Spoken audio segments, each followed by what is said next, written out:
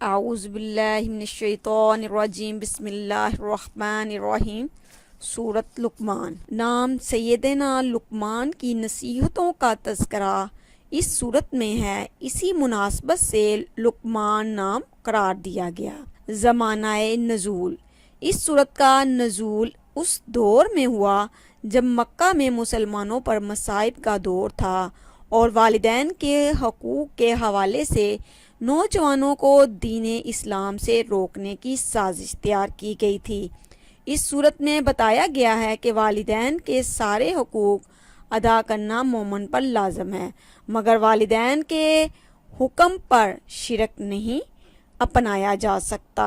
مضامین: توحید کی سچائی اور معقولیت، شرک کی نامعقولیت اور لغویت کے ذکر کے بعد آباء و اجداد کی اندھی تقلید سے روکا گیا اور ان تعلیمات پر غور و تدبر کی دعوت دی گئی جو محمد صلی اللہ علیہ وآلہ وسلم پیش کر رہے تھے۔ اس سلسلے میں قدیم فلسفی سیدنا لقمان کے اقوال کا ذکر کیا گیا، کیونکہ واقعات گزشتہ اور ضرب المثل بات کی وضاحت میں مفید کردار ادا کرتے ہیں، اور اس دور میں لقمان کی حکمت و دانش کا ذکر اس دور کے شعراء خطباء کے ہاں رائج تھا۔ اخلاقیات کے ضمن میں اقامت صلاۃ، زکوٰۃ کی ادائیگی، امر بالمعروف اور نہی عن المنکر، صبر و شکر، اعمال صالحہ، اطاعت والدین کا ذکر ہے، جبکہ تکبر، شرک، کفر، گمراہی اور دین کے استہزاء یعنی مذاق سے روکنے کی تلقین کی گئی ہے۔ الف لام میم تلک آیات الکتاب الحکیم ھدی ورحمۃ للمحسنین۔ یہ حکمت والی کتاب کی آیات ہیں، نیکوکاروں کے لیے ہدایت اور رحمت ہے۔ نیکوکار کون لوگ ہوں گے؟ آیت نمبر 1 سے 5 تک اللہ تعالیٰ فرما رہے ہیں، اس سورت کا آغاز قرآن مجید کی عظمت و ثمرات کے ذکر کے ساتھ ہے کہ یہ کتاب صرف نیکوکاروں کے لیے ہدایت اور رحمت ہے۔ اس مقام پر ایک وضاحت ضروری ہے کہ نیکوکار کون ہیں۔ عام خیال یہ ہے کہ نیکوکار ایک مافوق الفطرت قسم کا انسان ہوتا ہے جس سے کوئی گناہ سرزد نہیں ہوتا، حالانکہ نیکوکار سے مراد وہ شخص ہے کہ جو نیکی کے کاموں کا عزم کر لے، اور اس کے مختلف درجات ہیں۔ ایک کافر کی نیکی یہ ہے کہ وہ ہدایت کی تلاش میں نکل کھڑا ہو، ایسے شخص کو اللہ تعالیٰ ضرور ہدایت عطا فرما دیتے ہیں۔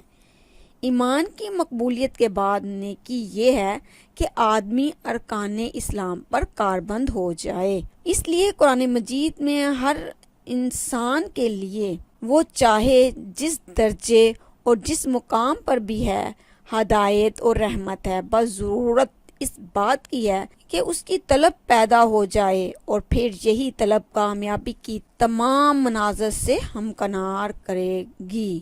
اس کے بعد ان لوگوں کا ذکر ہے جو اس رحمت طلب کے جذبے کو ختم کرنے یا کم از کم بہکانے کے لیے مختلف حربے اختیار کرتے ہیں۔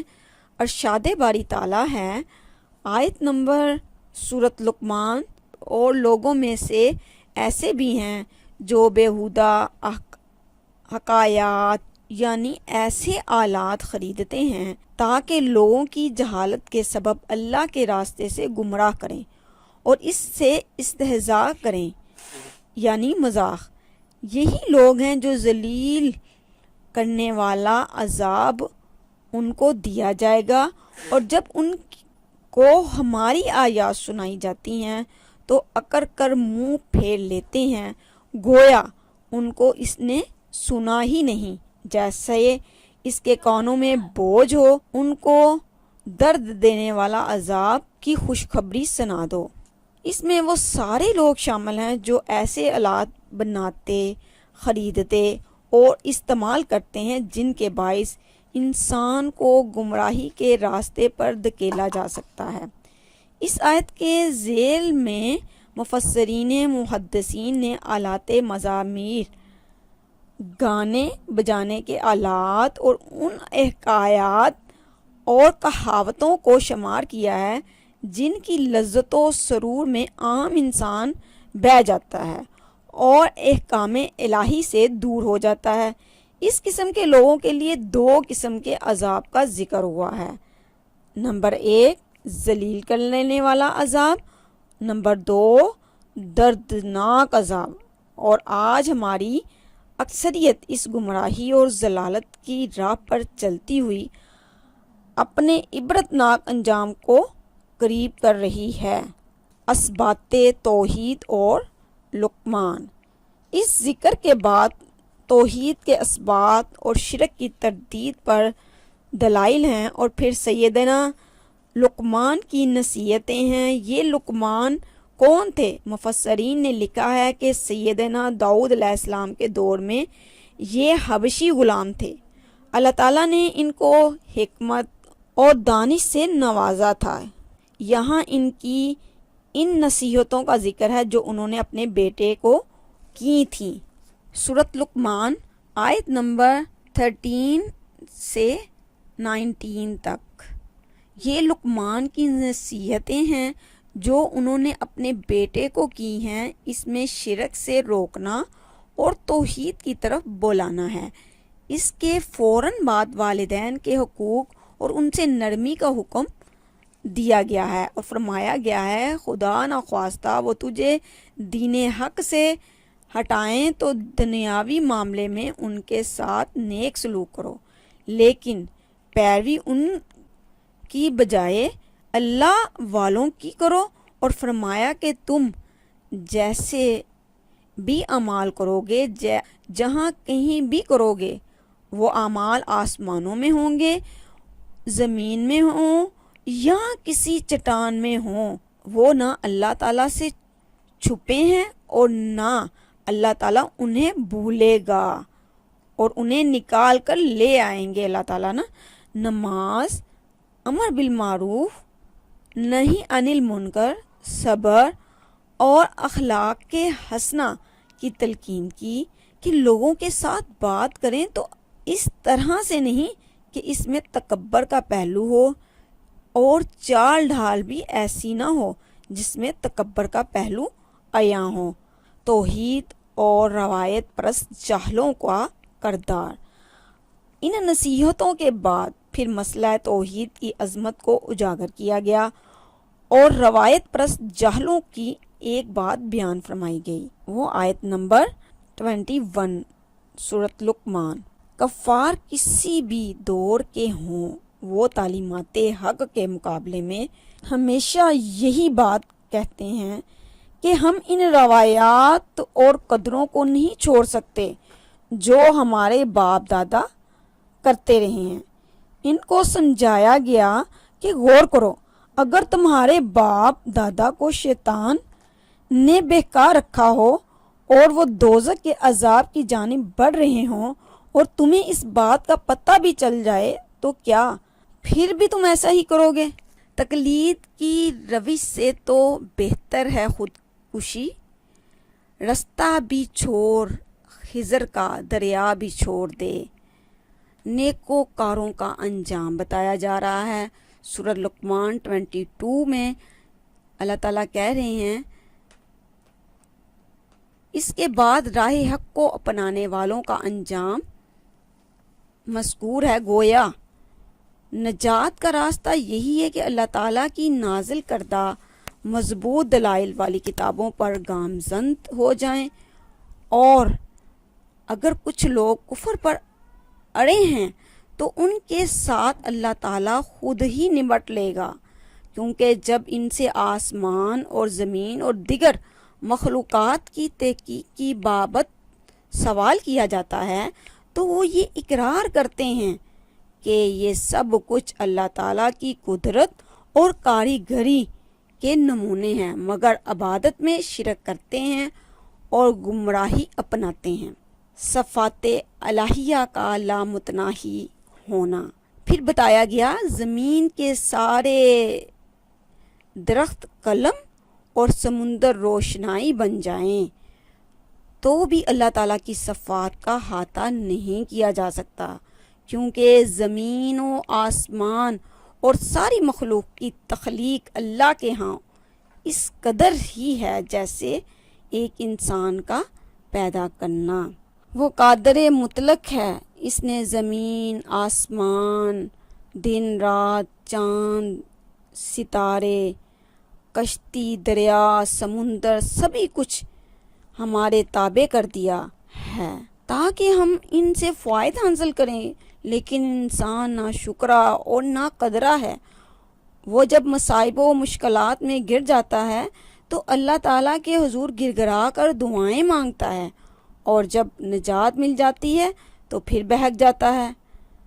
برائی سے بچنے کے لیے ڈھال، اس آیت میں سورہ لقمان کی 33 آیت میں اللہ تعالیٰ بتا رہے ہیں، ان حقائق کے اظہار کے بعد انسان کو ایک ایسی بات کہی جو انسان کو گمراہی اور ضلالت سے بچنے میں حد درجہ معاونت بہم پہنچاتی ہے۔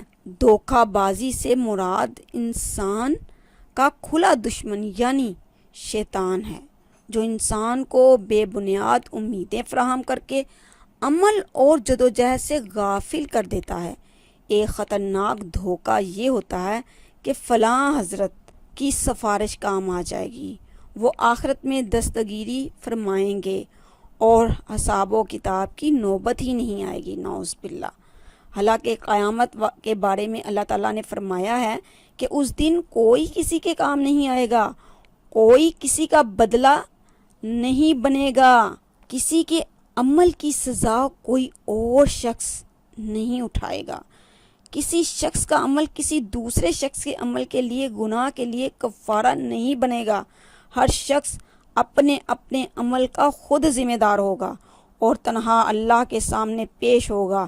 یہاں عیسائیت کا وہ مشہور عقیدہ کہ حضرت عیسیٰ علیہ السلام نے صلیب پر لٹک کر خود جان دے کر سب لوگوں کے گناہوں کا کفارہ ادا کیا، غلط ثابت کیا گیا ہے۔ اسی لیے فرمایا کہ یہ دنیا کی زندگی تمہیں دھوکے میں نہ ڈال دے، یہاں کے غلط عقائد تمہیں دھوکے میں نہ ڈال دیں۔ یہ غلط عقائد گھڑنے والے شیطان ہیں جو دھوکے باز ہیں اور تمہیں دھوکے میں رکھ رہے ہیں کہ میرے گناہوں کا کفارہ یا کسی کی سفارش یا کسی کا آستانہ میرے کام آ جائے گا۔ یقین کیجئے کہ کوئی کسی کے کام نہیں آئے گا، صرف اپنے اعمال اور اللہ تعالیٰ کی رحمت کام آئے گی۔ حقیقی اور کامل علم صرف اللہ تعالیٰ کو ہے۔ سورۃ لقمان کی آیت نمبر 34 میں اللہ تعالیٰ فرما رہے ہیں، اس سورت کی آخری آیات ہیں یہ، اور ان 5 چیزوں کا ذکر یہاں کر رہے ہیں جن کا علم اللہ کے سوا کسی کو نہیں ہے۔ سب سے پہلے نمبر 1 قیامت، دوسرا نمبر 2 بارش کا اترنا۔ یہاں یہ اعتراض ممکن ہے کہ محکمہ موسمیات والے کچھ پیشن گوئیاں کرتے ہیں، تو یاد رکھیے کہ بارش کے نازل ہونے کے ذکر میں صرف بارش کے نزول کی خبر اور پیشن گوئی نہیں، بلکہ بارش کی مقدار، مقام، وقت بارش کے پانی کے فوائد اور نقصانات اور اس کے اثرات سبھی کچھ مراد ہیں۔ حاملہ کے پیٹ میں کیا ہے، اس سلسلے میں بھی الٹرا ساؤنڈ ایک جدید طبی آلہ ہے جس سے جنین کے بارے میں معلومات حاصل ہو جاتی ہے، مگر یہاں مراد یہ ہے کہ اس حاملہ سے پیدا ہونے والا نر ہے یا مادہ ہے، زندہ رہے گا یا نہیں، کتنی زندگی پائے گا، کیا عمل کرے گا، کیا کمائے گا اور کیا کھائے گا، اس کا نزول و قیام کتنا، کہاں، کیسے اور کب ہوگا وغیرہ، یہ سبھی چیزیں مراد ہیں۔ کل کیا ہونے والا ہے، ہر متنفس کے آئندہ دن اور زندگی کے معمولات کیا ہوں گے۔ گو کہ ہم پروگرام مرتب کرتے ہیں مگر وہ پروگرام اکثر خراب بھی ہو جاتے ہیں، تو گویا ہم اپنے پروگرام حتمی طور پر ترتیب نہیں دے سکتے۔ اسی لیے حضرت علی مرتضیٰ رضی اللہ تعالیٰ عنہ نے فرمایا، میں نے عزائم کے پورا نہ ہو سکنے سے اللہ تعالیٰ کو پہچانا، یعنی ہم نے پروگرام بھی ٹھیک ٹھاک بنایا تھا، عزم بھی پختہ تھا، اسباب بھی فراہم کر لیے تھے، کوئی وجہ نہ تھی کہ ہم نے اپنے عزم میں کامیابی حاصل نہ کی، مگر عملاً یہ دیکھا کہ کسی غیبی طاقت نے سارا کھیل بگاڑ دیا، اسباب بے وقت ہو گئے، پروگرام دھرا کا دھرا رہ گیا اور عزم پورا نہ ہوا۔ یہ غیبی طاقت سوائے اللہ تعالیٰ کے اور کون ہو سکتا ہے؟ اور نمبر 5، کسی متنفس کی موت کہاں آئے گی، اس کا علم حاصل کرنے میں تو انسان مکمل طور پر عاجز ہے۔